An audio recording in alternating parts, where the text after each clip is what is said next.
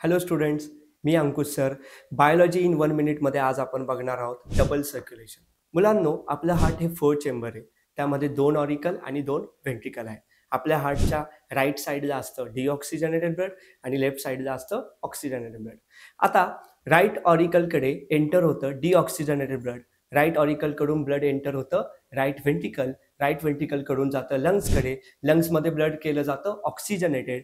लंग्सकडून blood पाठवलं जातं left auricle आणि लेफ्ट ऑरिकलमधून ब्लड एंटर होतं लेफ्ट व्हेंट्रिकल. हे जे ब्लड एंटर होतं हे ऑक्सिजनेटेड असतं. लेफ्ट व्हेंट्रिकलकडून ऑक्सिजनेटेड ब्लड पाठवलं जातं बॉडी पार्ट्सकडे. एक गोष्ट लक्षात ठेवायची मुलांनो, राईट व्हेंट्रिकलकडून लंग्सकडे डिऑक्सिजनेटेड ब्लड घेऊन जातात पल्मोनरी आर्टरी आणि लंग्सकडून ऑक्सिजनेटेड ब्लड परत हार्टकडे घेऊन येतात पल्मोनरी व्हेन्स. मग आता हे लक्षात कसं ठेवायचं आहे ते बघूयात आपण.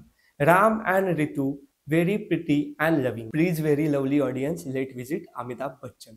या 2 सेंटेन्सच्या मदतीने तुम्ही लक्षात ठेवू शकता ब्लड सर्क्युलेशन. Thank you students.